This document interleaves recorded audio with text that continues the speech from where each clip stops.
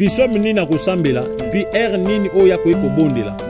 Opposé la question mon nazo pesango nazo détailler en mon. D'abord R financière. R financière pour nzamba pesa yo ozana ngo posa. R financière izalaka à partir à 9h.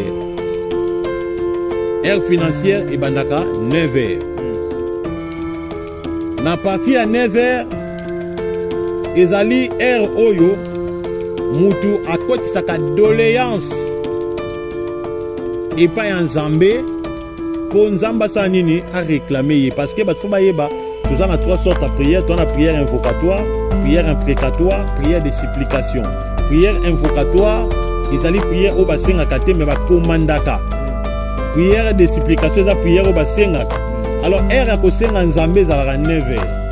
Quand il sa dossier, quand il sa CV na yo, vous avez un dossier na yo, quand il y a un 9h, que ce soit financière, mais ils ont un cambré social quoi. Quand il s'est un temps de vie sociale, financière, santé, tout est en 9h.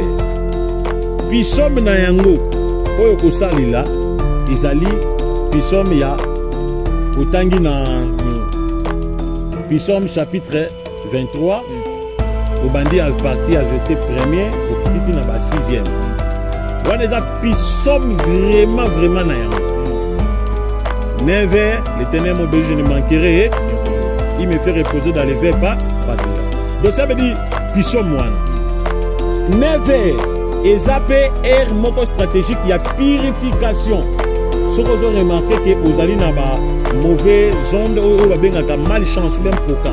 Makambisi makate, blocage, tout, vous avez remarqué. Mais ça là, nous sommes battés, on va pas plus les autres embolatés. Il y a vous ça la plus à partir de 9h.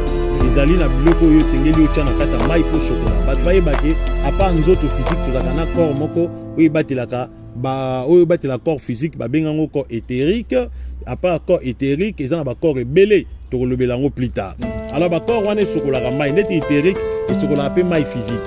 Ce qui maille côté na kati anzoto, so remarquez bien au moins na maille on est sani et kaukaka. So remarquez penda bien. So maille côté na nzoto, on remarquez bien au moins na maille on est sani et kauki. Maille on est kauka pour na nobi côté kenda. Oui bien oh. Bazou bote. Nini nzoto na biso ezana madusu yo soki batalisio nzoto omona lidusu talanga ezana ba poil mais omona mo bambuma mbuma na somoni lidusu omona loko ofungwa non mais omoni ba poil o nyosho ba poil o eutaka wapi hein omoni ba poil o ekangama na couche babengaka couche éthérique. Alors, ce qui m'a aidé pour une carte poil, maïwana et l'autre que ben d'apprendre le soir ma poil. Au moins, c'est moi ma poil. Les colonnes en haut, ils ont la porte, mon qu'on a quatre. Mais porte, on a même moutamona. Il y a un monde pour absorber. Ça veut dire ils ont mis la maille. Vous comprenez? Ça veut dire ils met les mailles na quatre. Ce que mélange quand ils sont malama qu'on a corps, va bien un corps éthérique. Alors, tant que ce mutu azo sokola, azo sala autre bien un service ya purification. Mutu soka ye à côté na cantine na sokoli service de purification. Maiwana ekokota pe na nzoto na ye et puis ekokota na kati ya madusu wana. Wa bengango éthéré. Yango moni bible zoloba, mon peuple périt faute de connaissance. Même si mutu azo sokola na kata douche, il faut qu'on évite que sokola mai moko eza un peu moins sale. Sokola mai o ezali très propre. Vous comprenez? Alors maintenant, tant que sikoyo mutu aye à sa service de purification de nature à partir de 9h, à partir de 9h, il y a des choses aussi qui sont autour de bango até mais bandeko baoya dimanche à partir à Congo donc 8h avenue Banzambo ma numéro 4 commune ya Mongafula tozali na arrêt chambre froide référence ezali entrée à hôpital à Monkoli. Baya dimanche to pesa bango babilo konozo toutes les choses to le bango na TVT. Alors Tokei sikoyo 9h. Alors R sikoyo ko commander eloko sali na 9h. Il faut ça la la ligne horizontale parce que la ligne horizontale il y a 9h et puis 3h. Vous monte na butu na yango à partir à 3h. 3h sikoyo makamni esalamaka. nde koto oyo ba énergie positive ezalaka tellement motivé activé eza à partir il y a 3 heures. Oh, na 3 heures wana eza na deux anges nzamba tchao ba travaillaka. Eza na ange ba bengaka ange pendant la journée ezali Raphaël 15 heures ange à guérison. Pendant la nuit eza na ange oyo agéraka bénédiction. O azo simba azo gérer bénédiction qui yé pena simbi makama bengaka ye archange Poriel.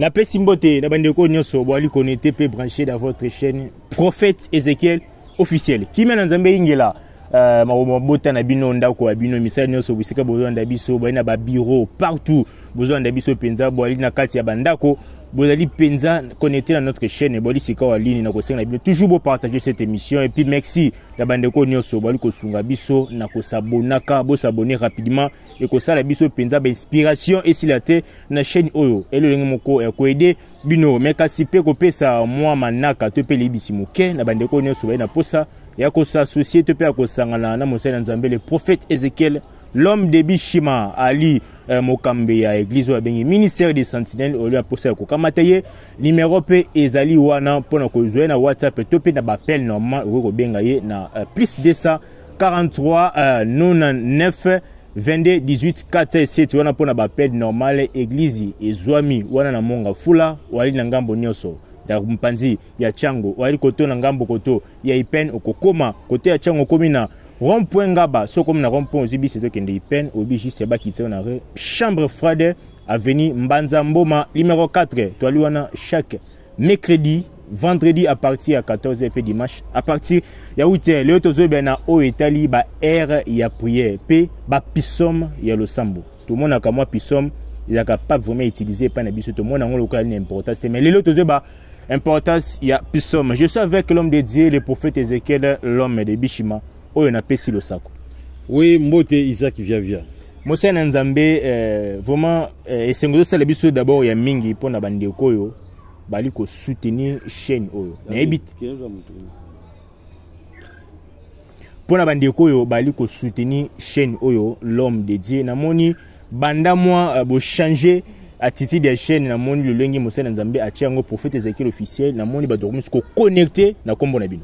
Oui, bah tout faut pas comme connecter parce que bah te belé banda ko yeba vraiment chaîne nangate bah te belé banda ko yeba ngo malamu te mais grâce ya ko yeba ko modifier chaîne de tout chango prophète Ézéchiel officiel ndé bah te belé bah ko découvrir que non chaîne pena prophète yango pour mona ba chaîne belé bah tcheka ka elonginanga misa ngate ya na loba na batu opération désabonner na chaîne union soyebi keza ngate kotala yango te soko yebi keza ngate kotala te pokuna mambalo kuté zali ba prophète ya kijale lo bazali abetima 4 mijing na sens de tamanga à côté bien kuita drink abando beta ba prophétie eza nzambe kuna ba prière ba meka ba prophétie ba mekato ayebi ke mutakufi na 10 ba na 2 elamba abelamba moko basali prophétie apesi prophétie abetina ba ne moko ya kala alors deuxième elamba sali prophétie apesi bino lokola dans biti au sala prophétie moko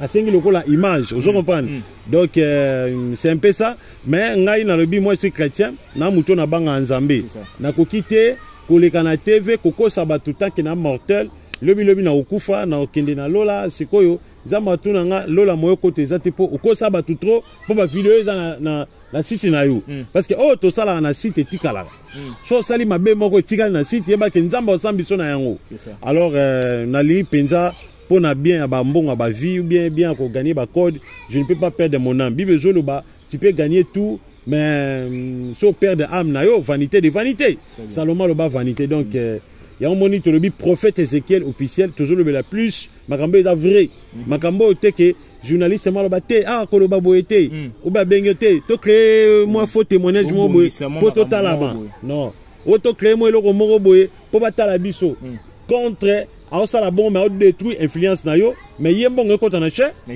je ne veux pas ça donc nzamba limbisa surtout les gars, la chaîne, nous avons faux titre. On peut entendre. Donc, vous abonnez à la chaîne. Bon, j'ai l'impression comme ici qui est arrivé puis déjà à un moment donné pour faire des équipes peut baser puis le capable bongi Samuel au moins mais vous êtes d'accord aussi. Je te dis dans les cas la chaîne monsieur ce coach a ba conflit mo ça na tête. Ah mais oui, la chaîne monsieur dans les cas et coach a ba conflit oté prophète mo da beto betelo ko mo boy. Yo lo ba boy lo ba te. Nga habité. Moi na chrétien mutuana ezate au simba te boy ndoko talama nga na linga boy mama. Nga na yena peso mbona nga comment est-ce que yo zo lingo bongisa pour confesser alors ah mais tu fout à $50. Ah bon ouais bah chaîne minga YouTube de fout à $50. Taka au fout $50 après à vidéo une et PC $100. Donc quelle bête toi pena ba bête yana bino na e pa nga moko ben au moins pena boy ba créer le mo modo ba ika ke émission na yo et ça la moi canot hein maman flamme mo boy beta ba vie et koti yes quoi bénéficier là mais yo tikana ba problème ça peut ba kangi yo. Vous comprenez? Je suis un responsable, je suis chrétien, je suis prophète. Tant mieux, na sala makam na ndenge nanga. Ya on appelle Simbote na Jos Simba. Voilà. Il est vraiment azali partenaire na biso o adimianga depuis kala. Jos Simba na peso mbote moi ça qui to moi si à couleur moro naturelle. Zama pambola yo aza depuis Amérique. Voilà. Canada c'est un continent américain. Aza depuis Amérique, Zambé, je pense que Canada, bien mieux, bon, plus 1, donc Zamba Pambolo depuis pays à plus 1, Zamba Pambolayo, et puis Aza vraiment Atanga Penda école, il y a technique et kaka, il y a créer des sites, il y a créer des nini vraiment. Na PC Penda Mbote Bisika Zali, mais bateau na poste ba créer bon ba page professionnelle, ba site professionnel, alors vous contactez Zamba Pambola donc Mikolo pena tozana ye pena zo côté à côté chaîne biso makasi et là qui juste parenthèse a créé les bisope site internet on a www.prophèteezekielofficiel.com minene et ratarate mon pépé et là qui juste parenthèse un grand merci na bandeko nyos bali ko soutenir biso et pourquoi pas Josi Simba un grand merci na bandeko nyos bali ko landa biso kasi tozo bien sujet oyo na hôtel ba ere ba prière pe pisom l'homme de Dieu to simbi sujet oyo si la spiritualité to monete bo beti bonisi internet na hôtel éclaircissement ya liwa ya moko ya baptiste musicien Guy Gola mais kasi to sur na ngambo ya spiritualité na hôtel sire la prière pe bangonga ya lo sambo et travailler ka boni koyoka mson ya bangonga ya lo sambo. Merci beaucoup. Nalito Sambela to pesa kolope ma merci. Kombo na Jésus Christ de Nazareth. Na pesi mbote bisika zali pour azakati na biso. To bondeli Seigneur Jésus to pesi merci. Kumba ma pambolama. To pesi yo vraiment maton de belé pour ebelé ba kufi parce que mission na bango pesi li mission pe ba kufi liwa précoce. Mais pesi biso vie, o pesi so makasi, o linto za encore na bomoy, to ça la yo. Yango na pe mo pesi nga na profiter pour na rolonga peuple na ignorance parce que Bible zolo ba été mon peuple périt faute de connaissance. Comme on est dans le kumu to lingyo makasi na komba Jésus Christ to bondeli. Amen. Amen. Voilà, les lots zolo belasir les aires stratégiques de la spiritualité et de la prière et la maîtrise de la prière pissom. Je ne sais pas, question nous poser ngai. Motuni eli penza ya koyeba lolenge boni etambolaka bangonga ya losambo. Voilà, merci beaucoup pour la mutuna. Bible soloba, mon peuple périt faute de connaissance, Osée 4:6. Bible le but est que mon peuple périt faute de shinda baba baba, faute de robo bobo bobo. Par la langue. Bible soloba, mon peuple périt faute de connaissance, non faute de miracle. Si on peut dire mon peuple périt faute de miracle, parce que tu dis que l'élo plus miracle nde bato ba olinga mutalingi ne miracle mutalingi ba sakola pona ye mutalingi ba lobele maloba mutalingi ba orienter ye mais Bible habité ce n'est pas ça. Mon peuple périt faute de connaissance. Mais pourquoi toujours ça? Il faut ébeler comme encore jamais dans ce monde tu peux avoir l'augmentation de l'onction si tu n'as pas la connaissance. Soit moni mutabi que j'ai l'onction de Dieu, il n'a pas la connaissance, yeba que mutuana c'est un imposteur, soit un hasard un maquilloniste. Comment est-ce que le lobby n'a une onction, mais onction dans la connaissance? Il y a un moment les lots te belé, comme ça là faux miracle. Matthieu chapitre 24, Bible Zolobanin, dans verset 24, il s'élèvera un grand nombre de faux prophètes. Ils feront de grands miracles et donc et de faux miracles. Tant que Bible Zoloba, ba prophète à l'okuta bakoya.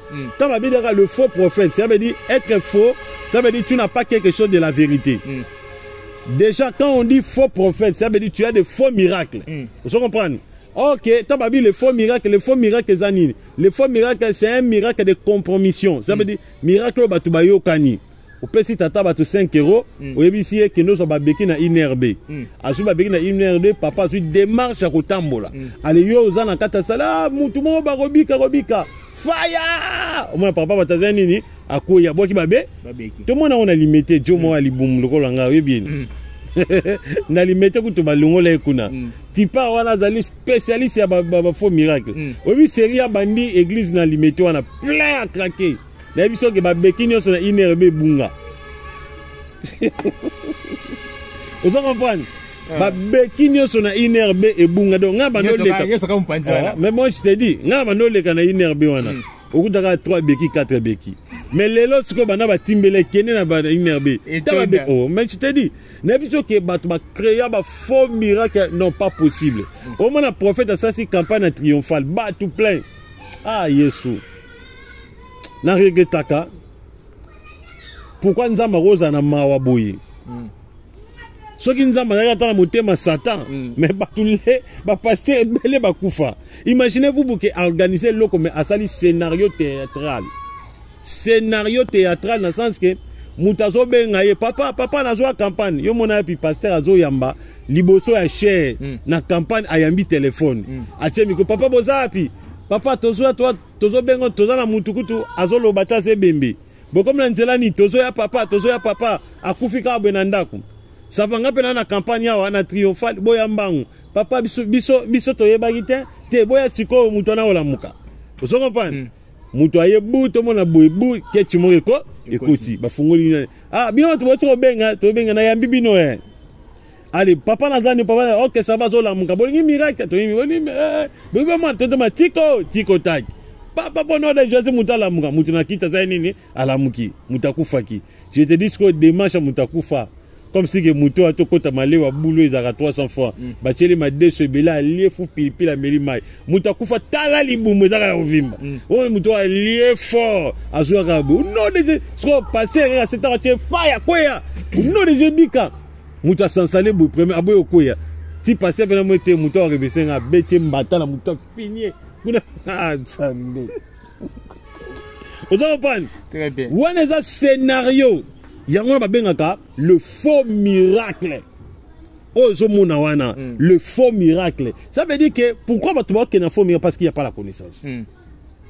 Il n'y a pas la connaissance. Jésus-Christ tant akutani na Satan adversaire na géré pour bakutala babunda kala très kala depuis al klongwa na lola babunda na nzambe kala mais so bakutani siko na mokili ase na mokilo ye moko Lucifer azo gouverner fara Lucifer atala mona l'homme de Galilée mutoyo ana babiloko ya moto ana pouvoir ana boy so na kene na spectacle ako isanga na bete connaissance na ce spectacle na se ABC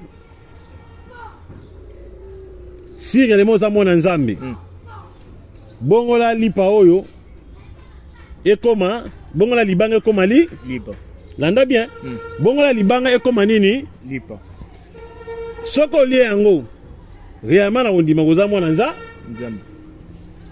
a posé question moko boye mais ayebite que question a posé wana il savait très bien que Dieu est capable de transformer la pierre devenir le pain mais à ça là avec une intelligence séduisante dans le sens que ce qui Jésus a transformé libanga comme il lipa automatiquement Jésus a sali babengaka il a soumis auprès de l'ordre il y a Satan automatiquement ba ange peut autorité bien onction à Jésus et qu'on se soumettre devant Satan et puis Satan l'inga bête deuxième question et puis Satan l'inga et puis Yesu l'inga qu'on se perdre Jésus que Satan nana pouvoir nana makamunyoso nana nyoso nako ça la démonstration mais non où est Satan tentation Yesu mama bimisi connaissance qui est l'autodéfense. Il est écrit l'homme ne vivra pas de pain seulement mais de toute parole qui sort dans la bouche de Dieu. Satan dit non a betting la flèche à maka. Satan dit jamais non mais maïs sous boum Satan memi e boule ngomba moulai. Il est écrit. Parce que Satan, au lieu de bêter la démonstration, a bêté son avec critique. Comme son combat, il y a ma combat connaissance. Il est écrit. Tant qu'on kolongwa likolo, au quoi il nassé, et comment man a pisom, qui ba ange, ba rosani, ba rome mayo, poète ma colono, et ba et tanakati mabanga, ke. Yesu atalibu. Quoi ya, so koza mwana nzambe. Pour écouter vous comprenez? Abimisi Yesu ko connaissance. Yesu il est aussi écrit. Tu ne tenteras pas ton Seigneur et ton Dieu. Vous comprenez? Non, Satan non non non non non non non. Ameme abi gloire non c'est ça yanga tout yanga. So na pesa na muto on so na lingi gumba melanga na sanini. Na pesa moki. Mais mokilo ezaki ya nzambe mais Satan le quoi gouverner ngo abina pe mokilo to kabola menga na zoso nazongisilo. Yesu bêtie réponse qui est scripturelle qui est la connaissance. Et tant a bêtie Satan ko quitter Satan a vu chaos Satan kimi ba ange baye ce ko servi Jésus ba lui mettre au longi pene tapo za pena mettre donc connaissance tayo eza pena likolo. C'était un combat, il y a ma connaissance. Alors, lelo oyo, batu ebele, bazo kota na kata buzoba, lelo somoni mutakoti loge, à côté maïkari, à côté franc-maçonnerie. On n'a que luka kisi mbongo parce qu'il n'a pas la connaissance. On n'a que luka chance pour ba client ba ya kebele l'église na l'église nanga parce qu'il n'a pas la connaissance. Ba pasteur ebele même ba koti pour ba église na ba tuba yebele parce que ba na connaissance te. Na ke ko luka marabout moko nganga moko boy alambanga po na ba ndosala ba miracle parce que ils n'ont pas la connaissance. Vous comprenez? Alors connaissance ezali soubassement, connaissance et sa pouvoir. Alors qu'est-ce que le zère stratégique de la prière? D'abord, une heure. Tout d'abord, une journée à 24 heures. Une heure à 60 secondes. Vous comprenez? Tu as 60 secondes, tu as 24 heures.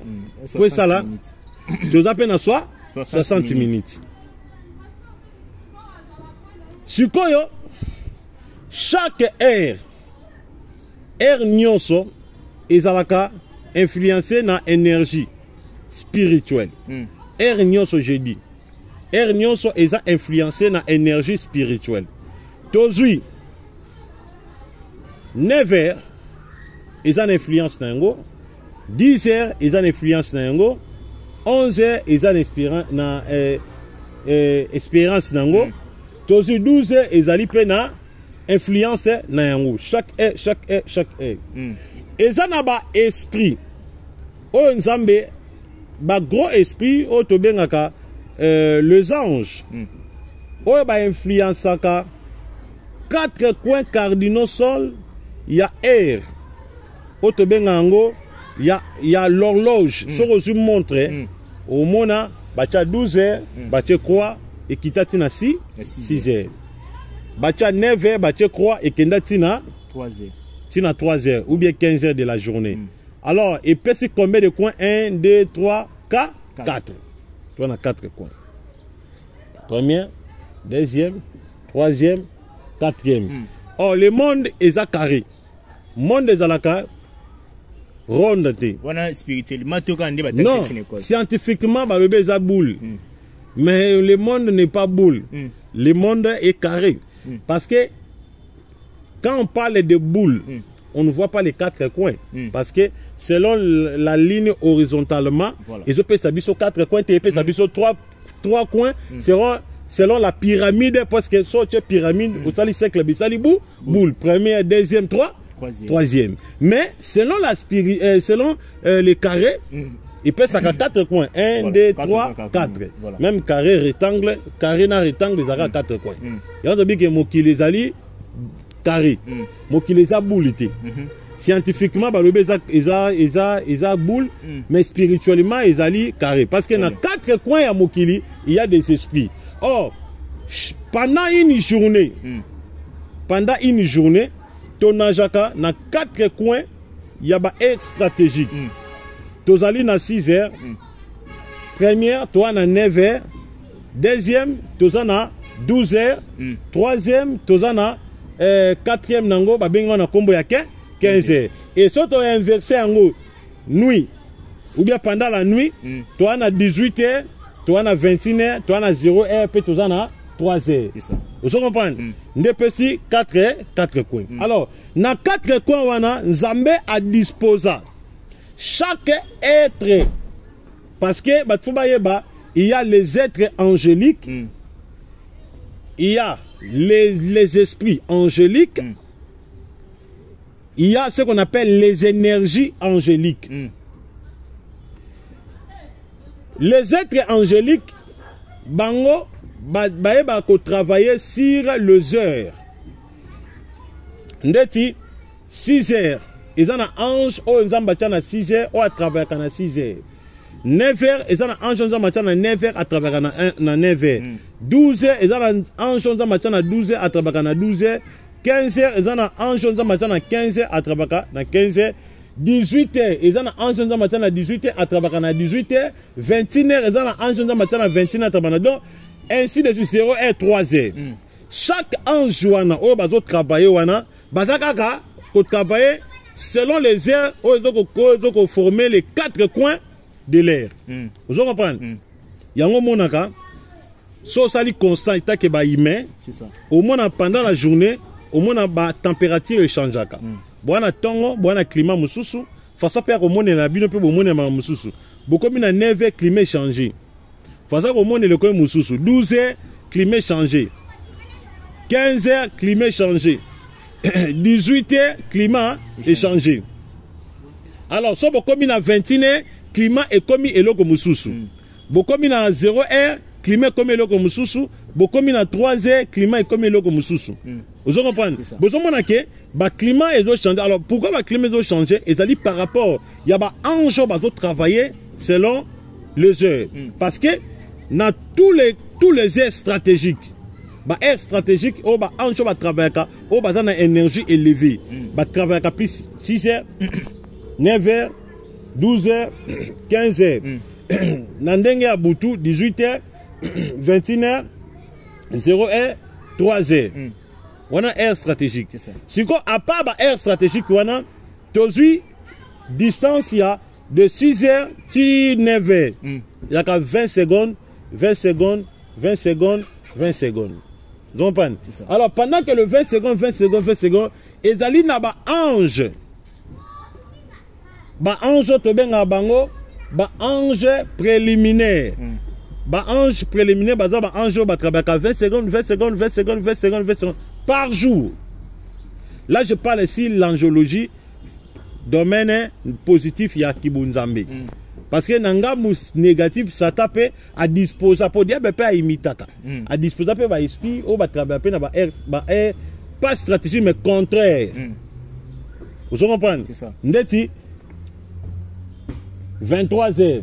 23 heures, Satan travaille plus à 23 heures, on a 11 heures.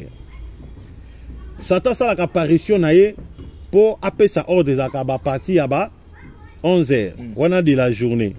Maintenant, Boutou est allé 23 heures. 0 heure. N'est-ce que monaka ba comme ko exécuter ba mission. Pendant la journée, ils ont 12 heures. Vous comprenez? Il y a un monaka na ba entreprise. Nyonso ba sala ka repos pendant la journée ils ont 12 heures. Et les gens ne comprennent pas pourquoi bah ça la répondre à 12 heures. Parce que na 12 heures, ils ont une translation, ils ont un rayon spirituel. Et ça la perpendiculaire, il y a makambo, il y a salamina boutou, et c'est les traverser directement pendant la journée. Et ça, t'as bien, nanzota mutuso qui rayonne l'équi, perpendiculairement, spirituellement, ou salamina boutou. Il faut être traversé pendant la journée, tant que bon la journée, vous sentez un corps comme si vous êtes affaibli. Chaque 12 heures, pongi. Pourquoi ça répond à Moussala 12 heures? Oui.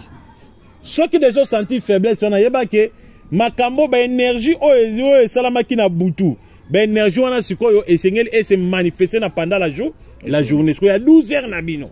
Yango moni ba église oyo ba yebi makamba spiritualité au moins à chaque 12 heures ça la prière à combat. Pourquoi ça la prière à combat? Pour pas dégager ba rayon négatif oyo ezwa maki oyo votamaki na 0 heure.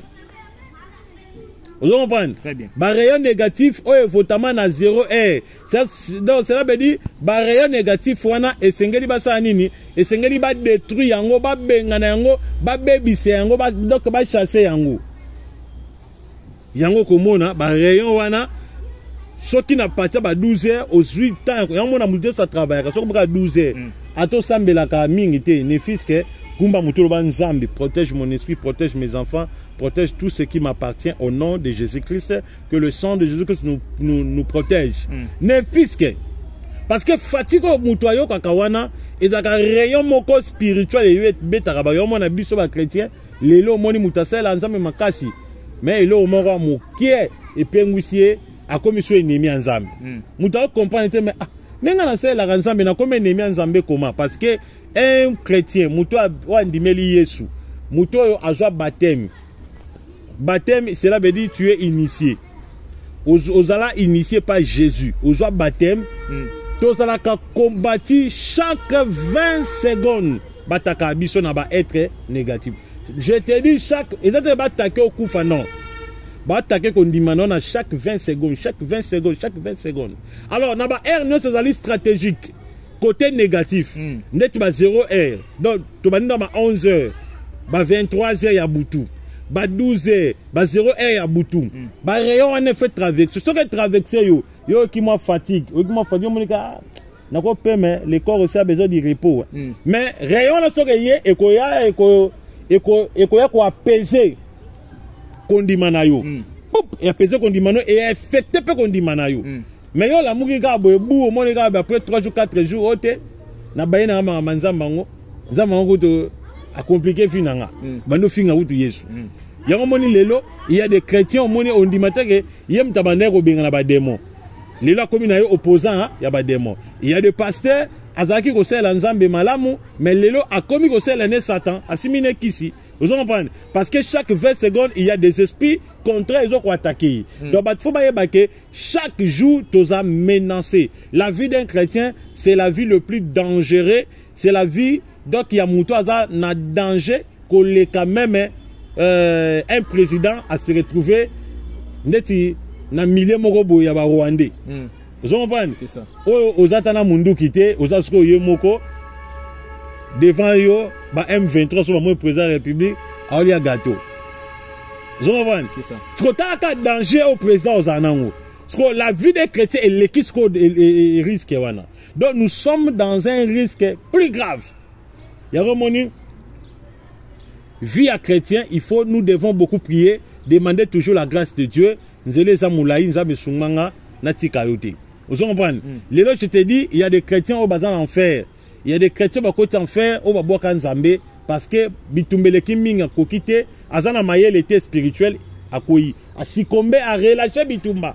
À comme opposant, on dit maintenant, il y a un Mutano Sel Nzambe, mais comme ils sont au Bundi Samaramanza, ça t'a payé par raison, ça t'a payé soubassement, ça t'a payé par idée. Abandon dit la prophète, moi n'est pas abandon. Nous sommes monnaie à finir dans les réseaux sociaux, mais abandon dit Melanga, moi on finir prophète Ézéchiel, on finir Koloba. Donc Esaïe était Ezali Satan dans Bitumba. À coquille en côté dia ba récupérer, ce que dia ba tourner ces mindou que vers ngai. Vous comprenez?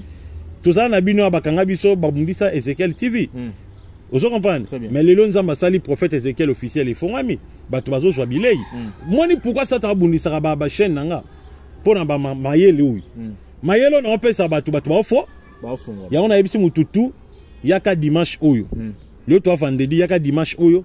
À partir de Tongo, tu as venu Banzamboma, numéro 4, commune à Mongafula, tu as une chambre froide, il y a un problème, il y a un problème, il y a un yambaka, vraiment ma tatate au félé. Il y a un dimanche à partir de 8h, avenue Banzamboma, numéro 4, commune à Mongafula, arrêt chambre froide. Bengabiso na numéro 1, ezali 099. Ok? 22, 18, 407. On appelle normal. C'est là que appelle au crédit. WhatsApp au Bengana 081 61 96 772. So moni na Zuyote, Tinda Voice, on a WhatsApp. Alors, naba Erwana, il y a maintenant des pisommes codés. Il y a des pisommes codés dans la R1. Chaque air est un pisome nango, chaque air est une énergie nango, chaque air est un être angélique nango azo diriger yango. Je donne maintenant l'éclaircissement par rapport à ba demande à batu via question na poser de na constituer batu sur ba air. C'est un peu ça. Voilà, c'est le prophète Ézéchiel, l'homme de Bishima. Partagez cette émission pour être toujours lié na ba pisom ba msu ba nekjakango mais ils tellement important vie ya maloba ya mosali na nzambe l'homme de Dieu je pense ngonga penze bele mingi mais kaso ko sunga biso moi na ba pisom mi balé usote moko pona ba ndeko tant msusu et c'est na ba prier o muto ko débloquer situation quand ana ba problème c'est tant msusu aux ali financière. Ndeti mutana na problème moko financier ya antolobi ke so mutake kota loge maikari pa simba kisi c'est kazali boma. Alors, nous avons un problème financier. Ah, mais oui. Nous avons un piaka. D'abord, nous avons un piaka. Nous avons un piaka et zali destin na yote. Nous avons un piaka et zali bukibo bololende na yo. Vous comprenez? Et alors, quand nous avons musala, abandi boulot na malamu. Après, quelques temps, patron abando yunaye. Yepona biate. Bible lobike. Bah, il n'a pas pour combat Jésus. Est-ce que combat Jésus est là ma moine? Est-ce que vous avez été évangile? Volontaire Nzambe na kati ya musala. Vous comprenez? Yo ke luka musala pour les makwanga. Est-ce que auquel accepte que ça chrétien? Non. Ozo sala pe ba misu ba sambela lokola yo. Mais pas toi inika yo, abando bengana yo. Yo le bité, Bible écoute le bité que nous serons haïs pour la cause de ce nom non. Volontaire Nzambe na makambo. Ça veut dire bazo inayote. Et ça n'a pas de zone négative ou limité au lia. La vie c'est un combat. La vie c'est un combat. Et ça, il faut se débrouiller. Non. Tout le monde a Jacob. Jacob est abano sala le remonté. Abano vandaka nanda. Mais Esaü c'est un travailleur. C'est un débrouillard. Moutoua bundara bundara. Mais Esaü azaka na banque spirituelle. Ezaki na beaucoup de provisions. Il y a un moment où il n'y mais Jacob, banque spirituelle, Ezaki remplit la bénédiction. Azwa li pambolé de konae. Vous comprenez? Donc, la vie c'est un combat. Et il y a okendo memasaki fufu, okendo parola couleur, okendo sorola konika soki banini na wese. Non. La vie c'est un combat, ça veut dire l'application spirituelle au déboussoler destin nayo et puis au activer banque spirituelle. Pour banque spirituelle on est muté comme memayo pour vivre heureuse, pour vivre bénédiction. Attends comme multimillionnaire té. Mais moi quoi ngozanga té. Alors, je donne maintenant un exemple d'un autre poser question. Tozui mutu oyazo sambela. Tozui mutu azo sambela alabi non nga vraiment nazo bondela nana problème financier puis somme nini na ko sambela puis nini oya ko bondela opposer nga question mo nga nazo pesango nazo détailler ngo momuke. Très bien. D'abord financière pour nzamba pesa yo oza nango posa air financière izalaka à partir à 9h. Air financière et bandaka 9h. Na partie à 9h, ezali air oyo mutu akoti saka doléance et pas en Zambé pour nzamba sa nini a réclamer parce que faut bayeba tous en a trois sortes de prières, tu as prière invocatoire, prière imprécatoire, prière de supplication. Prière invocatoire, ezali prière au basenga kate mais ba komandaka. Prière de supplication, la prière au basengaka. Alors, air à kosenga nzambe zalaka 9h. Koti sa dossier, koti sa CV na yo. Ozana dossier na yo, koti yango na 9h. Que ce soit financièreté, mais ils ont makambo eza social quoi. Voilà. Koti sa yon temps de vie social, financière, santé, tout y en a 4. 9h. Puis somme na yango, oyo kosali la, ezali, puis somme ya, otangi na... Puis somme chapitre 23, au bandit à partir à verset 1er, au kititi na ba 6e. wana eza pisom vraiment na yango. 9h, l'éternel m'obéit, je ne manquerai de rien. Il me fait reposer dans les verts pas déjà. Donc ça veut dire pisom wana. 9h, ezapé air moko stratégique, il y a purification. Ce que vous avez remarqué que aux alliés na ba mauvaise onde ou ba malchance ou bien poka. Makambe simbakate, blocage, tout vous avez remarqué misala no simbate, ba kwa pneu zo tambolate. Prière ko sala plus à partir de 9h ezali na biloko yo sengeli yo tchana kata mai po chocolat bat ba yebake apa nzoto physique to zakana corps moko oyo batelaka ba oyo batela corps physique ba bengango corps éthérique apa corps éthérique ezana ba corps ebele to lobelango plus tard. Alors ba corps wana chocolat ka mai net éthérique et chocolat pe mai physique ce qui mai e koti na kati ya nzoto so remarquez bien au moins na mai wana isa nini e kaukaka. So remarquez penda bien. So mai koti na nzoto o remarquez bien au moins na mai wana yosa nini e kauki. Mai wana kauka pona nobi kote kendara. Oye bien ngo? Te. Bazu bote. Nini nzoto na biso ezana madusu. Yo soki ba talisio nzoto ko mona lidusu. Tala nan. Ezana ba poil. Mais au moins na mo ba mbuma. Mbuma na so moni lidusu au moins loko ofungwa ma. Non. Mais au moins ba poil o nyoso. Ba poil yo e utaka wapi? Hein? Au moins ba poil o. E kangama na couche ba bengaka couche éthérique. Nzoto akati. Alors soki mai kwei na kata poil o. Mai wana eloko ko benda pona luso ba poil. Au moins simoni ma poil o. Li kolo nango eza na porte moko na kati.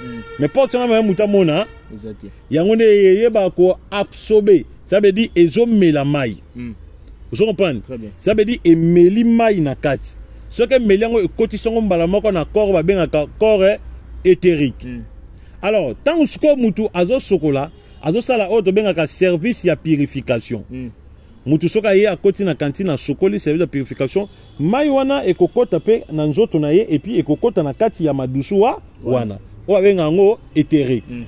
Yango moni bible zoloba, mon peuple périt faute de connaissance. Même si mutazo sokola na kata douche, il faut qu'on évite que sokola mai moko eza un peu moins sale. Sokola mai oyo ezali très propre.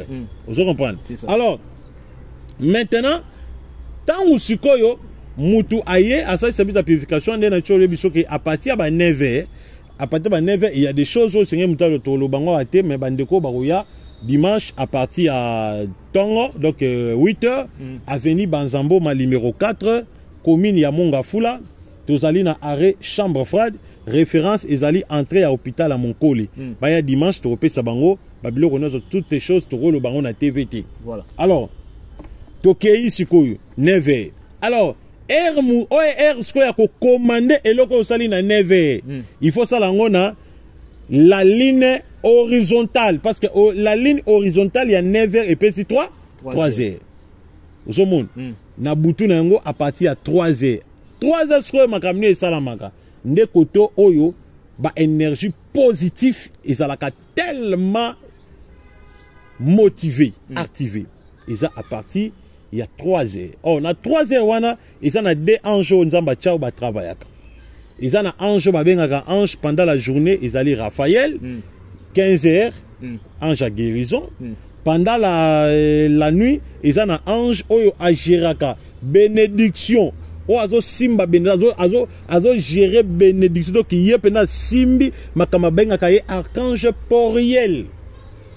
Archange Poriel. Yesko à travers à partir à 20, et plutôt à partir à 3h. Pour na bateau bazo lela baminyo parce qu'on a 3h yosko koyate ke otanga Psaume chapitre 23 vous avez ce qu'on a Psaume chapitre 23 te na 3h okoya na Psaume 115 j'étais établi et Psaume 110 l'ordre de la Melchisedec. Pourquoi Melchisedec? Melchisedec est le roi de Salem. Jésus-Christ étant que Melchisedec c'est sacerdoce et ça dans le royaume il y a bisouné soba na te mais tout ça sacrificateur. Un sacrificateur a 5 te mako akomandaka. Donc ça veut dire que 3h il y a boutou ezali mutako ko commander. Nzambe pesanga non wane komi buzoba. Psaume 110 au répéter yango obali ko commander na commander libala na commander koteka na commander musala na commander ni au nom de Jésus na commander ko ba ko récupérer te na commander loko na commander wana prière invocatoire parce que prière invocatoire tant au salango il faut que au salango o accompagner on a service moko spirituel o ko salango à partir à 3 heures. Est-ce que vous comprenez? Wana et salamaka à partir il y a 3 heures. Alors à partir à 3 heures position na yo ya kobondela esengeli est dans la position moko tellement stratégique. Et quand tu es en train de prier, la première des choses à faire, il faut que tu là à partir à est. Que tu la partie à l'ouest, que tu la partie à nord, que tu la partie à sud, mais tu la partie à est. C'est-à-dire partie à est. C'est comme moi ça ni. Pour moi bête yo pour na butu mo ya raté. Non. Est bonani. Pourquoi est? Parce que trône ya Nzambe na ba moy izaka na est. Trône ya Lucifer izana l'ouest. Satan va na l'ouest. Baza ba voisin na Nzambe. Nzambe azali na est. Trône ya Nzambe. Otali koto ya est. Osala ba prière. Yango moni na kala même les bateau batela spirituelle, tradition spirituelle, ceux qui sans ebimi mingi na koto. Est. Sans etika jamais na l'ouest bimi na est. Au moins ba bimi bazana ba biloko mo ba salaka ba cérémonie, bazui makasu, bien bazui chamba ba sopi, bazui nani maki ba pasoli ba boaki off def nango ba ndi ko loba o bando sala ba ve devant sanza. To le peu mystère à sanza. Vous comprenez? Donc, on est à air stratégique. Alors, il faut que vous 23 heures. Bien aimé dans le Seigneur, 23 heures, même si vous avez soit même couple, famille, moi c'est mon bali. Si vous avez bitumba ko soit na discussion, on a déjà parti à 23 heures de comme kufa. Moi c'est mon bali, si vous avez une discussion 23 heures, je te dis mutu akokufa. 21 RT, 22 RT, mais si on regarde 23 heures qu'on soit ni bandit, je te dis, si beaucoup ça 0h50, beaucoup ça 23h59, mobile en bête à moi si c'est tali boka koufi. Pourquoi? Parce que 23 heures, ça t'a à ça la oracle naïe, à bête trompette, tous les hiboux spirituels, faut bayoka, sont à Satan. Bana nyoso kindoki balia ba kindoki na bangu partout bisika bazali. Parce que moi na oyandoki pour monde spirituel. Porte ya monde spirituel ya bundoki. Il faut ngamaka 20 heures. 20 heures porte spirituel à monde bundoki fungwami. Ça veut dire que mutino sako kotane ako kenayi. O c'est la oracle na yo. Mais 23 heures de makambo ba ibandi. 0 heure comme sur exécution. Après si oracle allez yo kende sko exécuter. Kino boma akeboma. Bako sala ngo de 0h 2h59. 2h59 tous les sorciers faut bazonga. Parce que 3h juste poup, monde spirituel positif et c'est nini. Il faut ngamaka. Monde royaume nzambe il faut ngamaka na to. Monde spirituel ya nzambe ba ange so ba comme motivé. Ba fonga biso ba no fonga ma wana po ansani. Ba nizo ko longola biloko yo ba déclarer que depuis 23h si 2h59 bando longa so ba check accident na rond point Gabela ba longoli. Ba zui des moments ba che ba longoli frère prophète Ézéchiel passe à l'accident ba seni ba longoli. Parce que on va travailler de 3h si 5h59 c'est koki bakati. Vous comprenez? Yango moni so ba wana soki mutalamuki atangeli nzambe ba pisom na ye a commandé 3 heures à Zuma maman Makamaza Nangopo pour ça parce que il y a 3 heures et ça heure mutasa la prière invocatoire. Donc on a lobby mpenza mukie makamboze belé à koloba mais batuba ya tukutana tempeza mukie. Vraiment temps penza ikei tellement trop boyo ki mosana nzambe longa pesi biso kasi na lobby kutu mukie parce que ba heure mususu to lobité ba RZ belé ba R ko loka pe muto chrétien pa ko loka muto son doké son muto mo mumbisaka to ko loka e R ko loka ezali R ko boka la muto mauvais sort ezali R ko sala prière de combat ezali ko besa misala kindoki R ya ko bonde la nzambe pona mbolingo wana mobala kima ya zonga ezali donc R na R ezana na ni nango donc yango moni be église lelo ba komi yomo biso ba chrétien so talika biso la plupart ba chrétien to zaka minoro minene. Parce que effet ya ko bonde la divagation so panza munoko awati aw ozoganga nzambe. Donc pourquoi? Parce que tu gangas trop.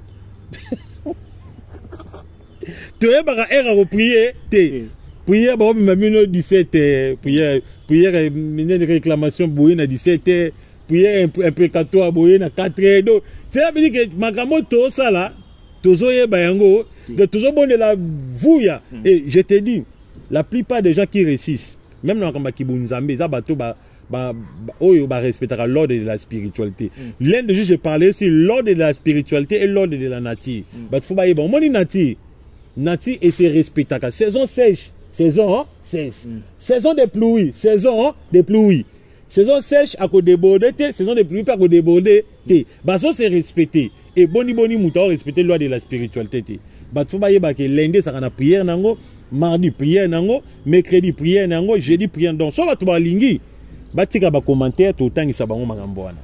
Justement, on a une minute, monsieur Nzambe, ko bimisela biso moi pisom oyo. Dengo bibi que l'ange de tenir camp autour de ceux qui le craignent et ils arrachent au danger. Na ebité wana e arrivaka commettre mon Christo azali lelo oyo okufa ou soit une maladie moko un PC ou soit une maladie moko ya moi bizarre ya mokili molili mais aussi longtemps Bible le biete mon Christo moto banga Nzambe ange azo yenga tout tourner. Qu'est-ce qui se passe en fait? Voilà, problème d'abord, il faut atbaïba mutu d'abord oya botamaka na ange pas bien ange personnel. Ange personnel azali ange ya 6e sens. Au 6e sens c'est sali. Pas bien ange personnel, ange abotamaka na mutu. Au bien l'ange de l'Éternel campe tout autour de ceux qui les craignent et il les arrache au danger. On azali ange mususu na pour réception mususu mais azali na ba miniati ya ba ange du personnel. Pour ange du personnel azora renfort na ange de l'Éternel. Pour le moment mususu moni ana ange personnel mais ba lié na bandoki. Parce que ange personnel aza connecté na ange de l'Éternel. Yango moni eza important mutu aza mo Christo. Quand on a contact avec Jésus-Christ, même si on a comme Jésus-Christ a rebondé là. Mutumu a côté ça l'alliance na solo ka ange du personnel azaka nayo. Azaka nayo a otambola nayo mais bobando bundane na ba idée. Mukolo ko bebi sakuna tango luka solution aye. Ange personnel azala nayo mais akomema na ba piste de solution mais aza incapable ko bundisa ba alliance au salaki kuna. Faut pas pe boyebu ba bareyo ange personnel a regretté. Vous en parlez mais so là en contact na Yesu. Ange personnel a sa protection maximum. Il y a d'autres nayo. D'abord, na tant mutabota na ange personnel. A pas ange personnel, azali ange extracorporel, ange abandoto. A pas ange extracorporel, azali na ange oyo a télémaka na droite et pas télémaka na gauche, bazaka 4. Mutabota na 4 anges. Je dis tout individu, toute créature. Yango monara, je te dis frère, Jésus-Christ aza malamu. Yesu aza bien, Yesu alingi biso makasi. Vous comprenez? Yesu nde bomona ke wana alingi biso makasi pe Yesu aza malamu. Atiela biso 4 anges. Je te dis 4 anges oyo batambolaka na biso. Oyo badoki bazana biso, oyo bazap tout autour na biso 4. Parce que soko si baptême du Saint-Esprit, on a 1500. Au bazana, so on a 1500. So on a alliance, on a 1500. Bazana yo. Misu bazari ko tambola, musu azo tambola batami akena cimetière. Ko empêcher ba esprit à cimetière ba ko attaquer yo. Musu akena bazamba pour empêcher l'esprit bazamba ba attaquer, musu akena mai ko empêcher ba sirène ba attaquer yo. Musu ake ko tambola na l'église. So on a bateau bandimelaka yo. Ake pa na bango ko protéger bango kande bandimelaka yo. Misusu bazawana uniquement bato basala bolamu na vie. Même si vous bébana mais bolamu wana ezali bazawana ka pona protéger à moins que yo longola bango. Misusu bazawana batinda bango ba mission. Nzambe na soufi nzambe makambe sima ake lukela yo biloko ya kolia. 1500. Vous comprenez? Alors mutu soko moni ba lié mutu penda boye ba lié akufi. Cela veut dire que asana na Saint-Esprit de 1 koku faisant nzela mututu mais koku fa na maboko ya bato ana Saint-Esprit. Deuxièmement, tous les 4 anges du personnel baza neutralisé, inoptisé. Basu na pouvoir te wana mutu bakoki kolia yi. donc wana mutu bakoki kolia facilement mutu se perdre mais mutu oyo azana Saint-Esprit c'est difficile pour balia à moins que lola ait décidé servir à mutu wana alors ce qu'on va en jouana mutu na mutu azakana rôle na ye donc mutu na mutu azana rôle na ye mutu na mutu azotambola mutu na mutu ba pesa émission na ye yo faut ça la bien on a il y a des fois oko tambola oyoki mungongo yebiso okota mutu côté eza yem tapikisio oko kende place mo boy moi fête mo boy mungongo yesote biloko ba olamba kolia te yem tayebisio oko kende place te yesote ko kende te okoma kuna te na sepe to koma kuna poma bemoko isani ekoma yem taye ayebisio donc c'est un peu ça. Comme na suka émission moko lelo émission qui tellement mingi basé sur pour na enseignement spirituel mais kasi le basuka li na ngambo ya mosala nzambe pour na kokutie bino bato ni suba na posa ya rendez-vous na ye le basuka et pas ya mosala nzambe le prophète Ezekiel. Voilà na pesi mbote na partenaire privé Jos Simba Zama Pambola yo servante de Dieu chante de l'Éternel. Aïbisenga za grand monteur à monter à Makasi bisiko za penza nzama pambolo bébé na nzama pambola e a protéger vie na yo na pesi mbote na batu nyonso balingaka biso te na bato balingaka biso na bato pe bana ba doute est-ce que za nzambe bozwa ka mbote muko boko découvrir pe boye ba kena za nza ils a déjà trop tard déjà Satan lié trop mais c'est le moment boya Jésus-Christ à nzambe toujours yamba batu chaque mercredi chaque vendredi à partir de 14h, tu as une prière d'autorité, prière à combat. Après, on a yambaka. Dimanche, dimanche, à partir de Tongo Boye Belé, Koya Yomungo Tiaranatana 2 personnes. Au Sambel na l'église na yo, yaka yeso botama na ndako ya ba meme, mais na katina zaka na plenty la divinité. Église ezaka batimate, même eza tol, même eza matiti, même eza nini, mais Jésus-Christ a une solution na katina yo à partir de place wa wanataka nzambe. Alors to bengisi yo yaka tokutana yo dimanche à partir de 8h. C'est votre humble serviteur, le prophète Ebishima. Bato botrichaka, beaucoup malisusu pour vous noter à bateau. Minene. Voilà, tout ce qui ici, je dis un grand merci à mon royal Ferroteri, mon président. Je dis un grand merci à madame Joyce Simba. Je dis aussi un grand merci à Babou Nabiso. Bissikana Sobakanye, ma porte, awa, ma porte est tellement pour les toko respecter bino le lengenio so oyo, beaucoup la kosepela. Vraiment que zali beaucoup la commentaire s'il vous plaît, beau fingate ko sala biso penza ba bien mingi na bande kono so bali ko s'abonner et puis de partager cette émission vraiment avec beaucoup d'amour. Je vous dis bye et à la prochaine.